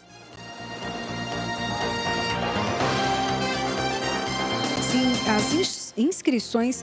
Acho que o nosso microfone deu uma falhadinha, eu vou voltar aqui. O deputado também demonstrou preocupação com as inscrições para o próximo semestre do Programa de Educação de Jovens e Adultos, o EJA, no estado e na cidade de São Paulo. O parlamentar pediu que a Secretaria de Educação divulgue a modalidade em cadeia nacional e não apenas pela internet, uma vez que parte desses alunos são analfabetos ou não têm acesso à rede. Carlos Gianazzi ainda afirmou que a Prefeitura da capital paulista vai contra os pedidos de isolamento social ao distribuir cestas básicas nas escolas, o que expõe servidores e outros indivíduos ao risco da contaminação. A deputada Janaína Pascoal, do PSL, assegurou não ter assinado nenhum manifesto pró-democracia, já que, para ela, a verdadeira intenção da iniciativa é ir contra o governo Bolsonaro. A parlamentar também abordou o inquérito que apura a suposta intervenção na Polícia Federal e disse que não encontra nenhuma prova concreta para o afastamento do presidente. Sobre o inquérito das fake news, a deputada afirmou que, apesar de não defender os investigados, nem as postagens, uma mudança de foco na investigação causa estranheza a ela. Dá-se a notícia de que provas que vêm sendo realizadas nesse inquérito serão utilizadas na Justiça Eleitoral em uma ação manejada para afastar a chapa Bolsonaro-Mourão. Eu não consigo ver nenhum respaldo jurídico para o ministro, por conta própria, pegar provas que ele vem produzindo de maneira inquisitorial e levar para a Justiça Eleitoral, né, sem uma provocação. Não vejo sustentação jurídica para isso. A deputada Janaína Pascoal ainda contestou o apoio de grupos pró-Bolsonaro, inspirados em um movimento ucraniano, já que pregam conflitos nas ruas, o que para ela gera instabilidade ao governo. A tribuna virtual ocorre às 2h30 da tarde em dias que não há sessão plenária ou reunião das comissões. Os discursos são transmitidos ao vivo pela TV Alesp e podem ser acompanhados também pelo canal no YouTube, redes sociais ou o aplicativo da Rede Alesp. Jornal da Rede Alesp. 11h12 e agora nós vamos dar um giro informativo via Skype com os nossos repórteres, trazendo mais notícias para o Jornal da Rede Alesp. Hoje a gente tem do outro lado da linha a Júlia Stangioni. Júlia, você nos ouve? Bom dia, Priscila Silvério. Bom dia, Melissa Araújo. Tudo bem com vocês? Bom dia, Julie. Bem, e você? Tudo em ordem, trazendo boas notícias. Que bom. Uau, isso é importante nesse momento de pandemia. Sem dúvida. Não é? Sem dúvida. O Brasil vai participar dos testes de vacina contra a Covid-19 da Universidade de Oxford, lá do Reino Unido. Por um lado, óbvio, é uma boa notícia, mostra que a comunidade científica do Brasil, que a gente sempre fala aqui, né, meninas, no Jornal da Rede Alesp, também nos programas que a gente vem gravando aqui na Rede Alesp, o Conexão Legislativa, o Alesp Conecta, a gente sempre tem conversado com representantes dessa comunidade científica brasileira que tem se debruçado demais em ajudar com relação a pesquisas contra a Covid-19. Pois é, ontem a Unifesp, a Universidade Federal do Estado de São Paulo, divulgou que ela vai tomar a frente aqui em São Paulo desses testes que serão feitas com 2.000 pessoas no Brasil. Serão 1.000 pessoas no estado de São Paulo que a Unifesp vai selecionar, majoritariamente pessoas que estejam na linha de frente do combate à Covid-19, que tenham sido expostas ao vírus, mas que ainda não tenham sido contaminadas com a Covid-19. É importante dizer isso. A reitora da Unifesp, a Soraya Ismaili, disse que os voluntários terão entre 18 e 55 anos e, claro, não podem ter contraído o vírus, porque precisa-se ter uma resposta, é isso que significa o teste, né? Então, pessoas que ainda não tinham sido contaminadas, para que tenha essa gama de pessoas. As outras 1.000 pessoas serão pessoas do Rio de Janeiro.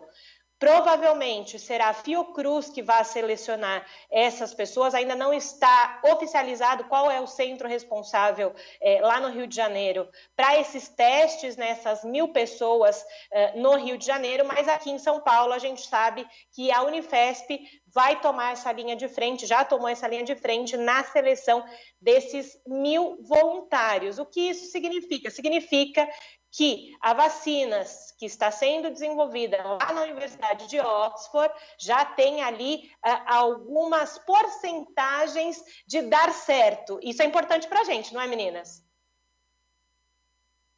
Não só é importante, Júlia, como é um alívio, né?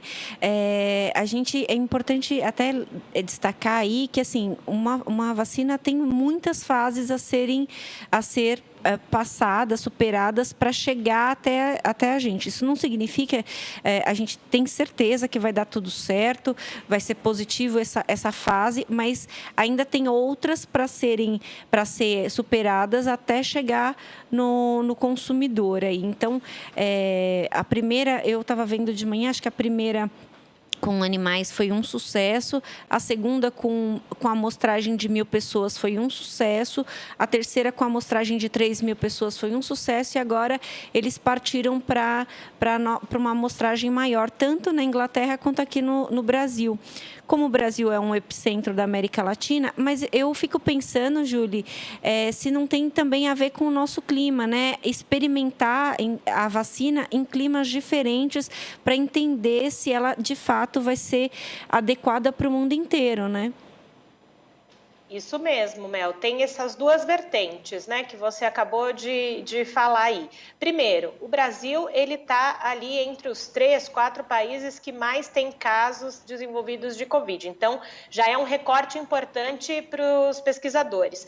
Depois, o clima do Brasil, que é totalmente diferente do clima europeu. Também é uma questão a mais para os pesquisadores entenderem se nos países tropicais a vacina que é desenvolvida na Europa, que tem um outro tipo de clima, vai poder funcionar. Então, o Brasil acaba tendo um lado bom e um lado ruim. Ruim porque está ali num dos epicentros do mundo de ter mais números de casos da Covid. Por outro lado, tem essa questão climática que pode ajudar os cientistas nesse momento de Oxford, lá no Reino Unido, de entender quais as variações ali do vírus e do quanto se tem de resposta para essa vacina nesses climas.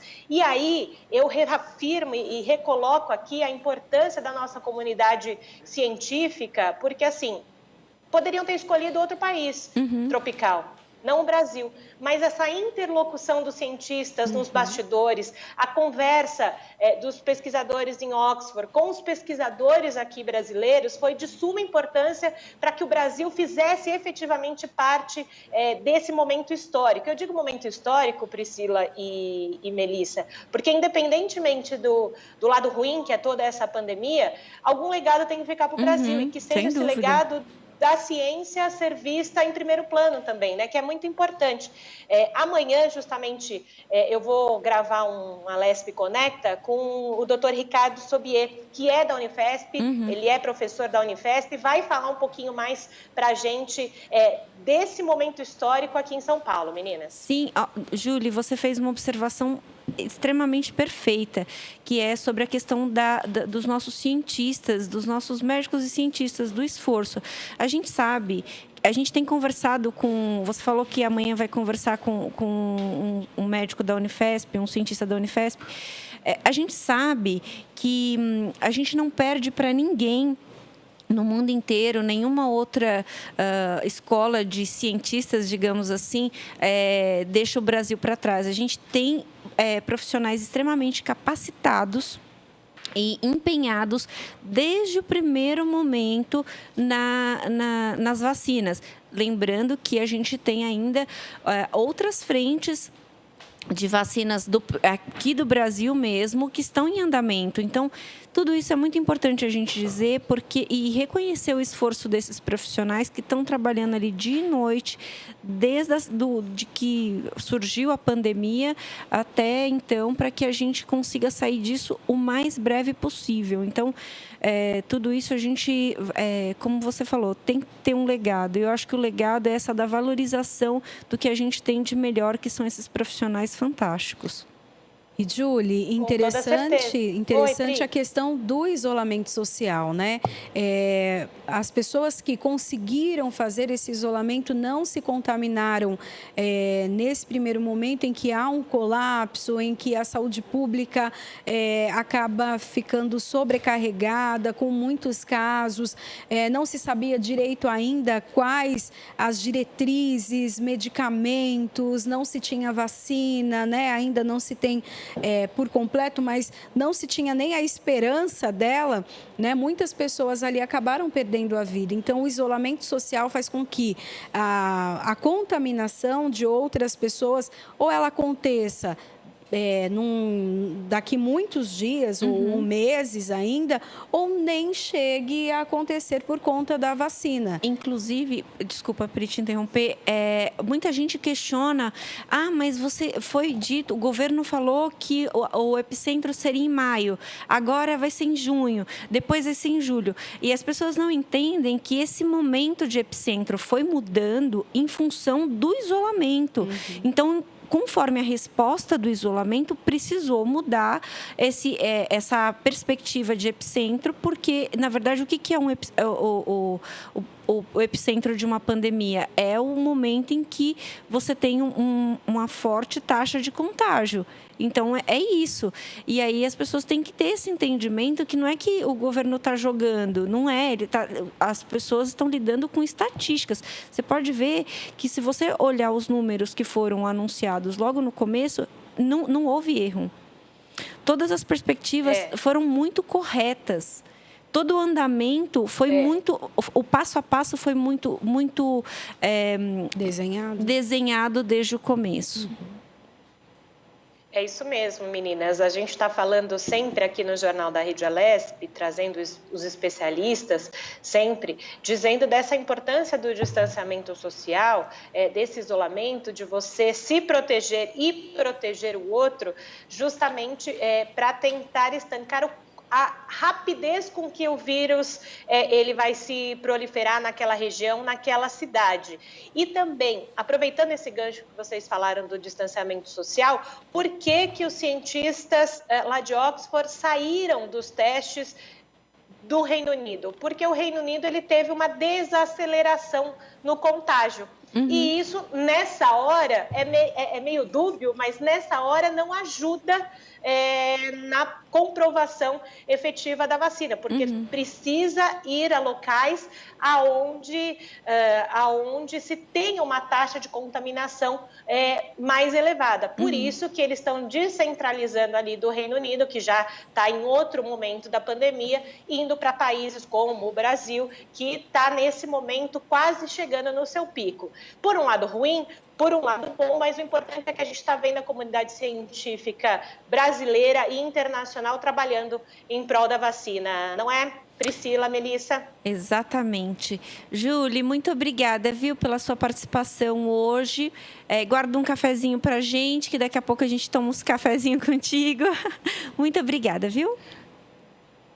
Pode deixar, Priscila, Melissa, bom jornal para vocês. Depois tem café. Tchau. Que delícia. Bom dia para você, Julie. Julie Stanzioni, trazendo então para nós informações atualizadas, informações boas, felizes, para que realmente a gente enfrente tudo isso, mas com esperança. Um fôlego, né? Bom, vamos então ao destaque que marcou este primeiro bloco do Jornal da Alesp. Quem mais sofre com a solidão? De acordo com uma pesquisa realizada em 237 países e territórios, com mais de 46 mil participantes, não são os idosos que estão em primeiro lugar neste ranking. Pelas respostas dos entrevistados, cujas idades variam entre 16 e 99 anos, os grupos mais atingidos são os jovens, homens e pessoas de sociedades muito individualistas. Na verdade, os resultados mostram que o sentimento pode até diminuir com o passar do tempo. Pesquisa global mostra que os jovens podem ser mais impactados do que os idosos durante a pandemia. A Universidade de Exeter, Manchester e Brunel são parceiras da BBC no trabalho divulgado no fim de maio, que mostra que os mais jovens têm relatos de grande solidão. Jornal da Rede Alesp. O Jornal da Rede Alesp informando tudo o que está acontecendo na luta e prevenção contra o contágio do novo coronavírus. A gente faz um rápido intervalo. Vamos dar uma pequena paradinha e voltamos em poucos minutos com mais informações para você. Não saia daí.